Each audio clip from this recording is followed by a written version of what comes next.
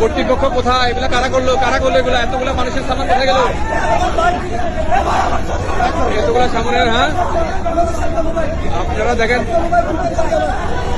Mobile সবগুলা মানুষের সামান নাই, সবগুলা মানুষের সামান। ডাক্তার ইউনূসের কাছে অনুরোধ করবো, ডাক্তার ইউনূস স্যার আপনি বন্ধ তো চুক্তি হয়েছে, এখনো এটা কার্যকর হবে কিনা যেভাবে আন্দোলন হতে জানি না, আমরা আশা রাখি হবে, হলে ভালো হবে, আমরা চাই। আরেকটা জিনিস, বন্দর দিছেন ভালো কথা, যদি দেওয়া হয় ভালো হবে। আরেকটা অনুরোধ, আমাদের এয়ারপোর্ট যে বাংলাদেশে 2টা এয়ারপোর্ট আছে আন্তর্জাতিক, এই দুটা এয়ারপোর্ট বিদেশিদেরকে হ্যান্ডেলিংয়ের দায়িত্বটা দিয়ে দেন, তাহলে প্রবাসীদের শত শত উপকার হবে। প্রবাসীরা যত হয়রানি হইতেছে, এই হয়রানির থেকে তারা মুক্তি পাবে। তাদের ব্যাগেজ কাটা, লাগেজ থেকে কাইটা চুরি করে স্বর্ণ, মোবাইল, হাবিজাবি, কসমেটিক কাটা, যেই হয়রানিগুলো হইতেছে, মানুষ হয়রানি থেকে বাঁচবে।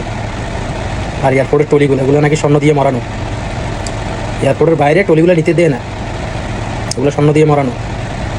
যে হয়রানিগুলো হইতেছে মানুষ প্রতিনিয়ত, এই হয়রানি থেকে মানুষ বাঁচবে। ডাক্তার ইউনূস আপনি যাওয়ার আগে এই কাজটা করে দিয়ে দেন। বাংলাদেশে যে 2টা আন্তর্জাতিক বিমানবন্দর আছে, এই 2টা বিমানবন্দরকে আপনি বিদেশিদের সাথে যেভাবে ফোর্ট দিচ্ছেন ওইভাবে ফোর্ট দিয়ে দেন, বিদেশিরা এগুলা সুন্দর মতো হ্যান্ডেলিং করবে, আর এত হয়রানি হবে না। ভালো থাকবেন সবাই, ভিডিওটা ভালো লাগলে শেয়ার করে দেবেন।